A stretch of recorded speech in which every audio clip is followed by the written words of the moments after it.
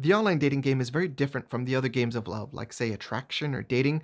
Those are games that play out in person versus the online dating game, which takes place online in a virtual cyber environment. And that means that the participation of human beings is going to be very different. Okay, in person, there are a lot of things that we would be too scared, intimidated, or uncomfortable to say or do. I mean, come on, in person, the attraction game, walking over to a complete stranger that we're interested in or attracted to get to know them, very scary and intimidating to most, and you're not ready to probably do that very often. But here's the thing, when it comes to online dating, that virtual environment makes everybody extra courageous and extra bold. And that's going to be really good for you and sometimes really bad. But I know the good outweighs the bad.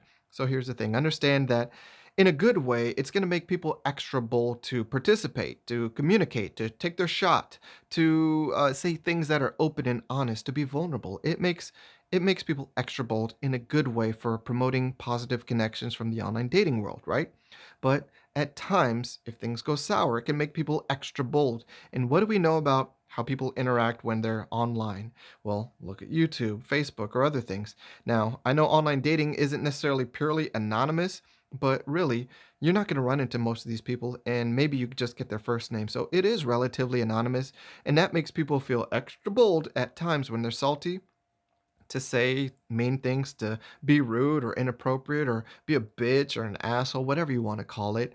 It's going to make people extra bold to be that way, but those are going to be rare experiences. And when you do experience them, I want you to know two things. One is you can quickly exit that encounter. You don't have to engage in that, and I encourage you not to. And the second thing is, you're just going to have to know that the good outweighs the bad. And when you remember that, you're like, all right, disregard, get rid of this person. I'm going to move on.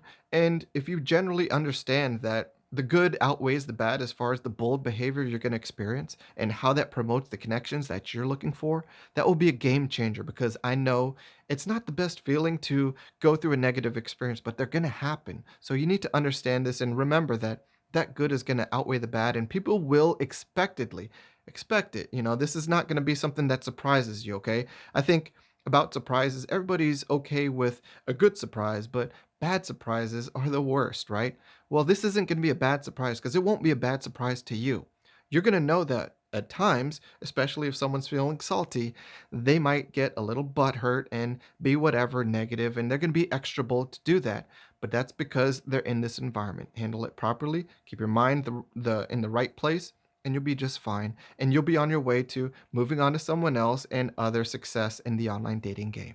It's hard to win at the online dating game when you haven't been taught the foundational lessons that impact your experiences and success. So let's change that. Click here to watch all 8 videos from our Online Dating 101 playlist, and click below to visit onlinedatingdynamics.com to take advantage of free dating and online dating resources and to learn more about our online dating game strategy guide.